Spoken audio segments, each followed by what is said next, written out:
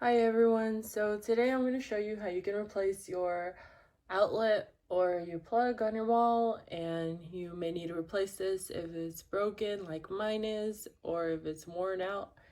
And you can tell if it's worn out because sometimes you'll try to plug something in but it doesn't want to stay put. It'll just kind of fall off of the outlet. So I'm not sure what happened with mine, but it came with the house that way, so I'm going to replace it and show you how you can do this for yourself.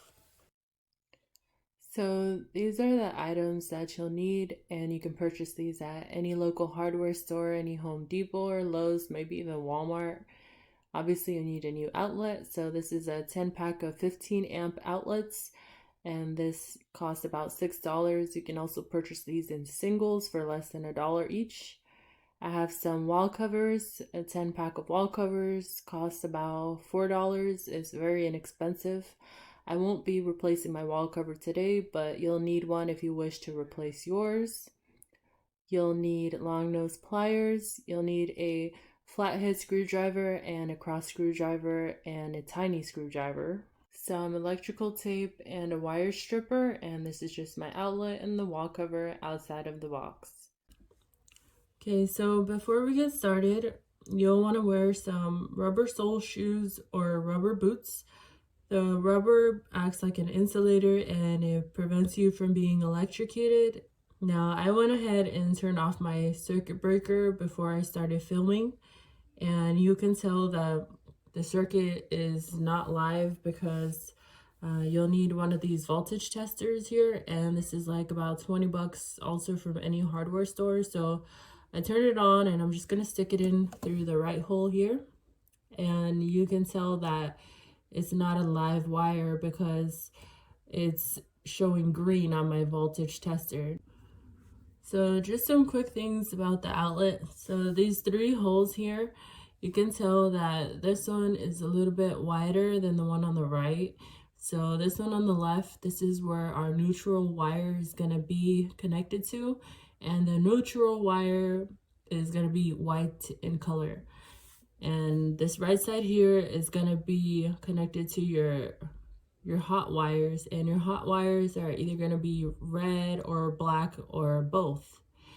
And on the bottom here, this is your ground wire, and it's gonna be a bare copper wire that's connected to this one. So once we open it up and take a look inside, you can see what I'm talking about. So I'm just gonna go ahead and remove the face plate of the outlet. So now you can see the outlet, and it's connected to your junction box here. So the junction box is what holds all the wires behind the outlet and the outlet in the front. And again, you're going to use your flathead screwdriver and just unscrew this top screw and this bottom screw that holds it in place. Okay, so once you unscrew it, you can pull your old outlet out of the wall. So you'll have these two screws on the right. So again, this is your hot side, and you'll have two wires on the left. So I just twisted it around so you can take a look. And these are your neutral side here. So you can see it's the white wires like I mentioned earlier. And then on the very bottom, you're gonna have this single screw here, and it's, I don't know if you can see that. It's kind of like a bluish greenish color. And this is your bare copper, and that is your ground wire. So this is all bendable. You can turn it whichever way you want to make it easier for you to work with. Now, you may not have two wires on each side like I do here. It just depends on how many wires are being run in that circuit. So you might just have like one red or black wire here, and like one white wire over here, which is totally fine if you don't have like four wires hooked up to it like mine is. Okay, so this one is loose. I didn't even have to use my tiny screwdriver to get it out. But I'm going to show you how to get it out. So my connection, or my old connection, that came with the house, and my house is built in the early 80s. The wires are just kind of tucked into these holes right here. So to get them released, you're going to use your tiny screwdriver, and right here next to the hole, you're going to just stick your screwdriver in there, and then just like that, the wire pops out. So now I'm just going to turn it around to the other side and make it easier to work with because I'm right-handed. And I'm just going to take my screwdriver and push it in again. And then this one came out. Now, when you're working with these wires, you want to make sure that none of these wires touch.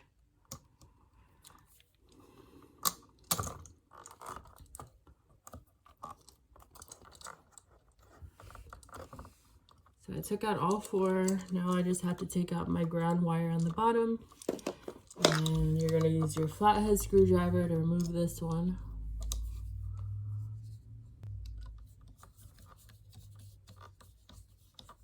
And I know my lighting is kind of poor in here. When I turn off the circuit breaker, my light turned off. So I'm kind of using a flashlight to make this video. I know it's not the best lighting.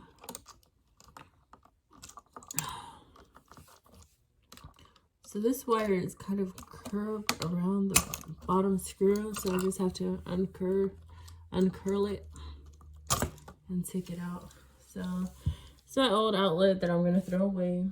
So these 2 wires, they connect to these 2 screws. And these 2 wires, they connect to these 2 screws because it stays on each side. And another way to remember the white wire is by looking at the front of the outlet. Like I mentioned earlier, this one is wide, so you can remember wide is white. Now, if you only had 1 white wire, you could use this and hook it up to either one of these screws. And it's the same for the other side. If you had a single black wire or a single red wire, you could hook it up to either one of these screws. And whichever screw that you're not using, you just wanna screw it into the side of the outlet just to kind of get it out of the way. In older homes, the junction box is made out of metal, and you need to make sure that the screws on the side of the outlet do not touch the walls of the junction box if it's metal, because metal acts as a conductor of electricity. Nowadays, junction boxes are made out of plastic, so if yours is made out of plastic, this doesn't apply to you, but either way, we'll be using electrical tape just as an extra safety precaution. So now we're going to use our long nose pliers, and we're going to shape our wires into clockwise hooks. We're going to end up attaching these to our outlet and screwing them in. And if you want, you can use your wire cutter or your wire stripper to make adjustments as needed.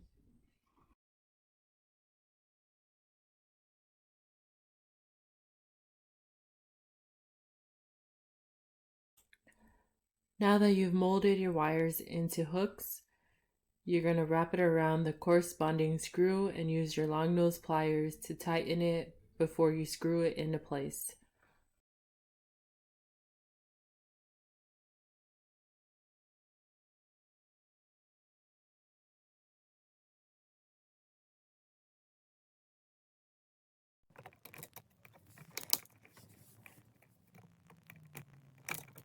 So I feel good about this one. It's pretty tight around there, and I'm just going to go ahead and screw it into place.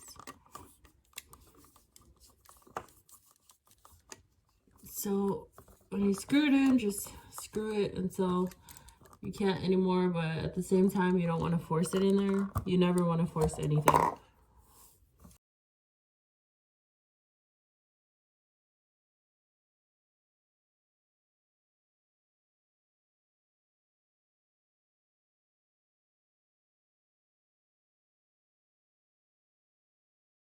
So I'm right-handed. I'm just gonna twist this the other way to make it easier to hook up my neutral wires. And I'm gonna curve the wires again.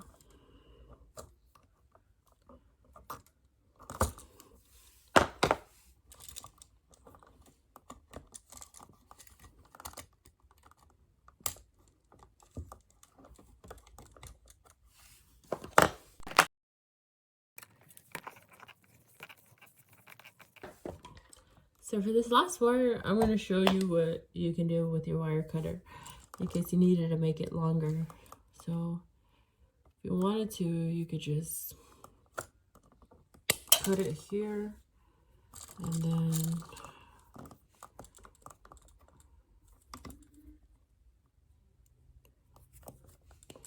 strip it. See? So that's what you needed the wire cutter for, is just in case if you needed to make this longer or cut it or whatever.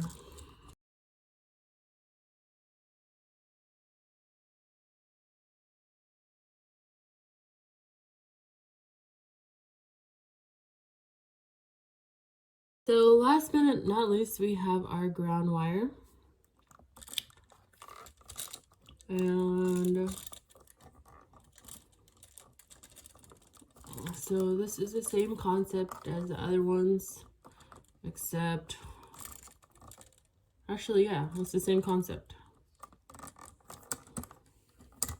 Not going to do anything to this wire, it's already hooked around.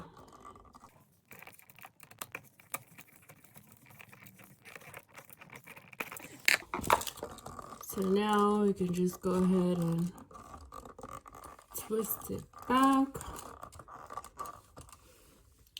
And we're going to use our electrical tape and just tape all around here. So I'm going to tape it around 2.5 times, and my dad, who is an electrician, taught me how to do this. The point of it is to cover the wires and the screws to prevent it from touching the sides of the metal junction box, which in turn prevents a fuse from being blown or your house from even getting burned down. And it only takes 30 seconds to slap some tape on there. It's time to put our outlet back in the wall. So it's nice to remember that these wires are just wires and you can shape and mold them however you want. So I just kind of bended it around a little so that it fits nicely back in the box. And we're gonna screw these in using your cross screwdriver. I find it easier to do the bottom screw first before you do the top. So when you're screwing your outlet back into the wall, you want to make sure that you're not screwing it in too tight, because then your outlet is going to be too far back inside of your wall cover once you hook that back up. You want to make sure that this top bracket and this bottom bracket kind of lays comfortably on top of your wall.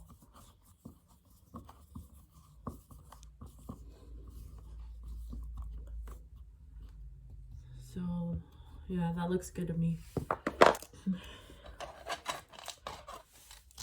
And all you have to do is put your wall plate on there like so, and if you want to, you can use a level and put it on top to just kind of make sure that it's straight against the wall, but I'm not going to do that today.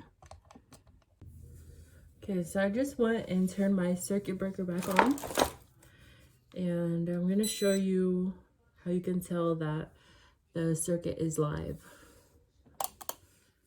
So I have my voltage tester,